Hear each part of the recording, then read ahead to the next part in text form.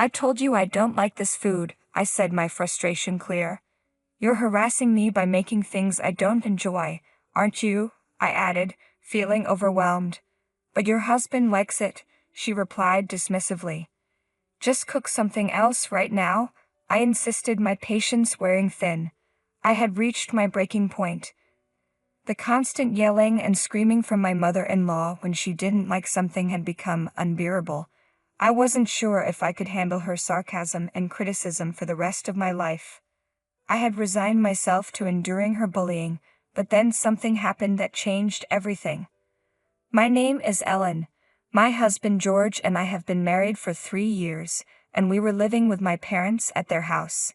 George, often away on business trips, was currently gone, and though I used to feel uneasy without him, had become so busy that I barely noticed his absence. My days were packed from dawn until dusk. I would wake up early to prepare a meal for my father-in-law, who rose with the sun. While he ate, I would clean the house and do the laundry. After he finished, I'd immediately clean up the dishes. Once the household chores were done, I'd rush to my part-time job. When I got home at 5 p.m., I'd cook dinner again, clean the house, and do laundry one more time. By the end of the day, I was exhausted. But the most draining part of my life was the constant bullying from my mother-in-law. Although she didn't work and spent all her time at home, she did no housework. My husband once told me he couldn't even remember what his mother's cooking tasted like, indicating she hadn't done much housework when he was growing up. Despite her inactivity, my mother-in-law had a knack for criticizing everything I did. She was meticulous about the food I prepared and always found fault with the cleanliness of the house. It felt like her hobby to belittle me.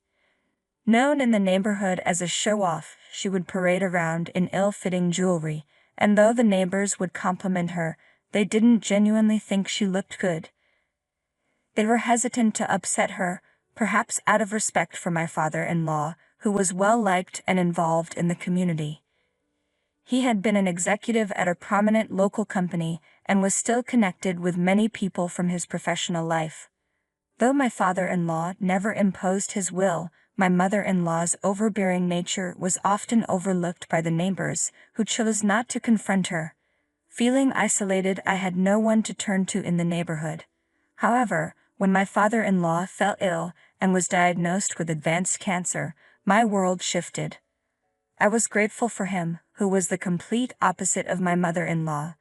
Despite his illness, his kindness and genuine concern for me stood out starkly against the backdrop of my mother-in-law's cruelty. I knew that our financial stability was largely thanks to my father-in-law's past contributions. To show my gratitude, I tried to take care of him as best as I could. I made sure to keep him engaged with conversations, played cards with him, and prepared easy-to-eat meals to ensure he received the nutrition he needed. He was always appreciative and often expressed his thanks. "Thank you," he would say. "I'm so happy every day because of you." No, I would respond. "I'm just doing what I can." "I'm sorry for the burden my wife has put on you," he would continue. "She doesn't do much around the house." It was clear that my father-in-law was concerned about my mother-in-law's lack of effort. His gentle nature made it hard for him to address her shortcomings directly. Still, it was comforting to know he understood how poorly she treated me. "I'm sorry for leaving everything to you, Ellen," he said. "My wife should be doing a better job. You don't have to force yourself to take care of me." "Please don't say that," I reassured him. "I just want to repay you for everything you've done for me." His eyes welled up with tears as he held my hand and said, "Thank you." But then everything changed. My father-in-law's condition suddenly deteriorated, and he was rushed to the hospital in an emergency. When the ambulance arrived, he was already in a coma. The doctors informed us that his prognosis was uncertain and that we needed to prepare ourselves for the worst. The sudden turn of events left me in a state of panic, struggling to process the gravity of the situation. I couldn't stop crying when I saw my father-in-law, his face etched with pain. I felt a pang of sympathy for my mother-in-law, believing she must be deeply distressed. Asked her how she was coping. However, her response was chillingly unexpected. "I'm sure he'll never recover from this, but at least his inheritance will be enough," she said, her words cold and calculating. Her callousness enraged me. Meanwhile, my father-in-law remained unconscious, though his breathing was steady.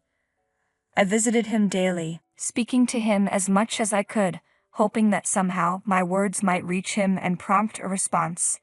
Yet he showed no signs of waking. My mother-in-law, on the other hand, never came to see him. When I encouraged her to visit, she would respond dismissively. "Don't tell me what to do. I'm too busy every day. Spending time at the hospital is a waste."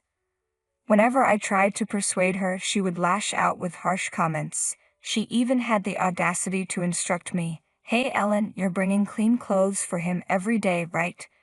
Just pretend I did it. Don't make the mistake of saying you did." Her intention was clear. She wanted to appear benevolent while avoiding any actual responsibility. "He'll never wake up, and his inheritance will be mine," she declared. "Don't talk nonsense to people about it." It was evident that my mother-in-law's sole concern was the inheritance, revealing just how little she cared about my father-in-law's well-being. I was so infuriated by my mother-in-law's selfishness that I decided I had to take action. With my father-in-law no longer at home, her bullying had intensified. "Why aren't you starting dinner yet? It's too early for that," she snapped.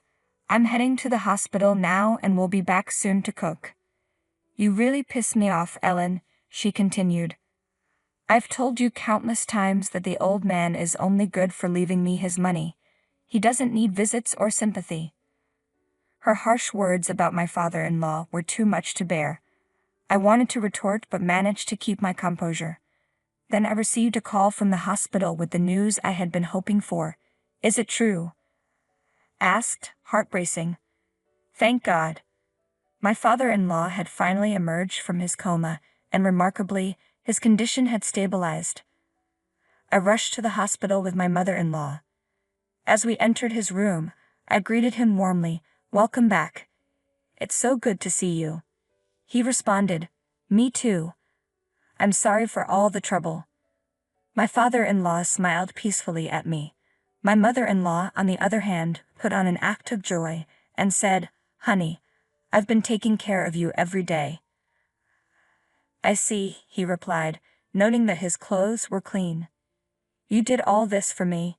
"Yes, I did everything," she said, looking at me expectantly, as if she wanted me to agree with her performance. Ignored her silent cues and let her leave. It was clear from her expression that she was frustrated with me for not playing along. My father-in-law noticed her irritation, but chose not to comment. "Well, I'm going to go now," my mother-in-law said, her mood sour. "I have some errands to run, so please take care of things here, Ellen." She cast one last annoyed glance at my father-in-law before leaving the room. "Are you okay, Ellen?" he asked, noticing the tension. "Why do you ask?" I responded, puzzled. "My wife's attitude seemed strange," he said. "I thought it was you who took care of me all this time." I realized that he had seen through the pretense. Had been keeping evidence of my mother-in-law's actions, planning to share it when the time was right. I hadn't expected to reveal it so soon. "Well, I'm sorry if this disturbs you," I said, pulling out my voice recorder. "But please listen to this." I played the recording for him, feeling a mix of guilt and relief as he heard my mother-in-law's true voice. I knew my father-in-law would find it painful to hear everything my mother-in-law had said on the recording. Her words were filled with malice and greed. "When my husband dies, I want all the inheritance for myself. I want him to die soon. I don't want to take care of him. It's a waste of time." As I looked at my father-in-law with concern, I was surprised to see him laughing. "She's turned into such a greedy woman. hasn't she?" he said with a chuckle. "I wouldn't give any of my inheritance to someone like that." Despite his laughter, I could sense his deep anger and hurt. A few days later, my father-in-law's condition stabilized, and he was discharged from the hospital. Once home, my mother-in-law made a point of telling him how difficult it had been to care for him every day. My father-in-law listened in silence, not disputing her complaints. Shortly after, my husband returned from his business trip to visit his father. "I'm sorry I'm late," he said as he arrived, "but it's good to see you're doing okay." "Yes, I'm fine," my father-in-law replied. "Thanks to you and Ellen for looking out for me. I'm really glad you're here." My father-in-law seemed genuinely grateful for our support. From then on, my husband and I continued to care for him. Although he made some progress, his health remained fragile. I could see my father-in-law growing weaker each day. The reality of his approaching farewell was becoming clear. My husband and I made a pact to do our utmost for him until we had to say goodbye. Meanwhile, my mother-in-law remained unchanged. She continued to neglect my father-in-law's care, spending her time away from home. It seemed she believed that with my husband's return, she could relax and let us handle everything. The fact that both my father-in-law and husband were home made it harder for her to assert her dominance over me. As my father-in-law's condition deteriorated, he ate less and less. In his final moments, he managed to whisper his last words to us. "Thank you both so much. I've left a will for you to read after I'm gone. I appreciate your care until the end." With those words, his life came to an end. At his funeral, I was deeply moved by the sheer number of people who came to pay their respects. It was clear that my father-in-law had been greatly respected at work and cherished by many. In contrast, my mother-in-law seemed unnervingly lively. She acted as though she was the one who had brought everyone together, and even boasted about taking care of him until the very end. Her lack of tears and her disingenuous display of grief were unsettling. I wanted to confront her about her behavior in front of the attendees, but I refrained from causing a scene at my father-in-law's grave.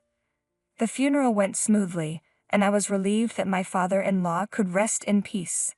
However, when we returned home, I noticed a drastic shift in my mother-in-law's attitude. My mother-in-law's attitude changed drastically after the funeral. She was visibly exhausted and spoke with a mix of relief and satisfaction. "I'm so tired. Funerals are always so depressing," she said. "But now that I have the inheritance, I can look forward to the rest of my life." It was clear she believed that all of my father-in-law's inheritance was rightfully hers. She seemed in high spirits, making plans for her newfound wealth. That's when my husband presented her with the will. "I'm sorry to change the mood," he said, "but Dad left this will before he passed. I haven't read it yet, but I think it has something to do with the inheritance." "Don't need to see the will. It's all mine," she replied confidently. "Let's just sit down and read it," my husband suggested, trying to calm the situation.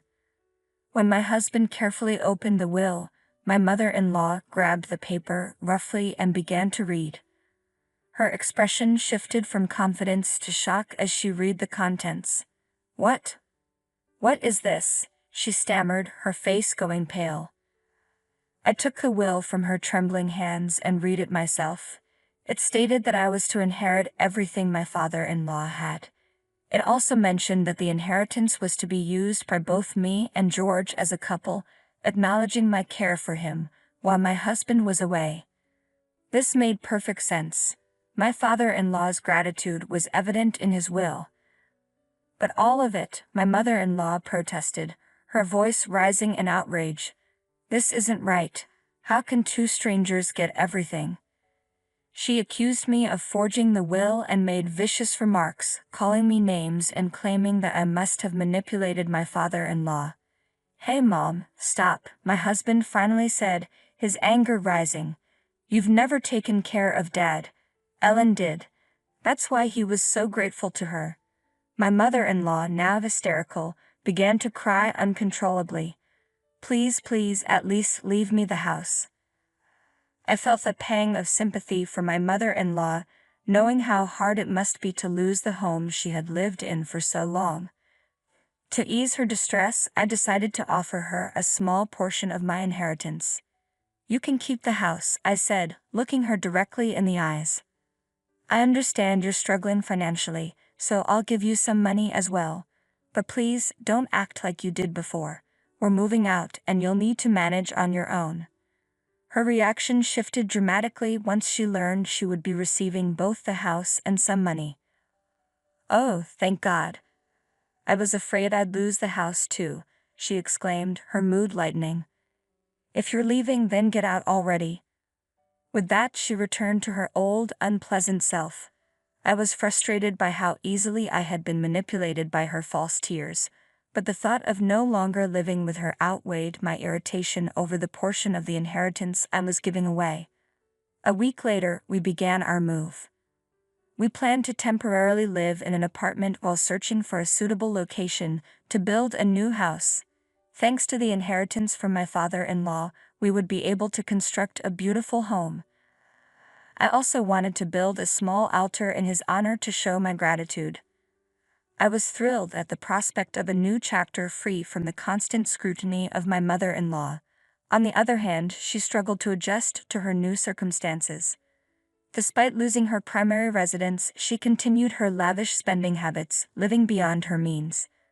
As word of our departure spread, the neighborhood's attitude toward my mother-in-law shifted. The neighbors, once wary of her, began spreading rumors, further isolating her. Her extravagant lifestyle eventually depleted her savings and pension. She had to sell the house she had fought so hard to keep, and now, with no home or job, her current situation is unknown to me. As far as I'm concerned, she is no longer my concern. I have no interest in where she goes or what she does from now on.